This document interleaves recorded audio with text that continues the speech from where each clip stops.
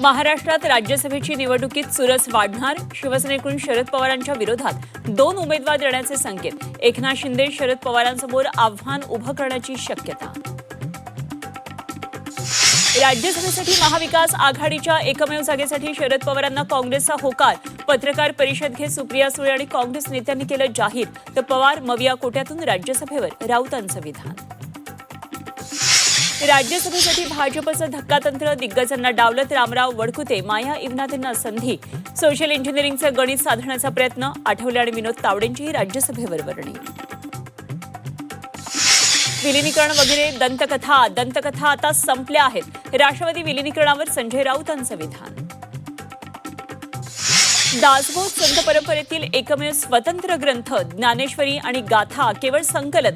गोविंदगिरी महाराजांच्या वक्तव्यानं नवा वाद. रशियाकडून तिसऱ्या महायुद्धाचा इशारा. इराणवरील हल्ल्यावरून अमेरिका, इस्रायलचा निषेध. खोमेनींचा मृत्यू म्हणजे क्रूर हत्या असल्याचं पुतिन यांचं विधान. सोने चांदीच्या दरात घसरण. चांदीचे दर 3,000 रुपयांनी घसरले. सोनं 700 रुपयांच्या घसरणीसह 1,66,000वर. अमेरिका इराण युद्धाचा हापूस. निर्यातीला फटका. युद्ध दीर्घकाळ चालल्यास कोकणाचं अर्थचक्र कोलमडणार. युद्धामुळे हापूस निर्यातीवर अनिश्चिततेचे काळे ढग. होर्मुझ सामुद्रधुनी बंद झाल्यानं भारतातल्या कच्च्या तेलाच्या पुरवठ्यावर संकट. सीएनजी पीएनजी पुरवठ्यात तुटवडा येण्याची शक्यता. कतारकडून होणारा एलएनजी गॅसचा पुरवठा ठप्प होण्याच्या मार्गावर.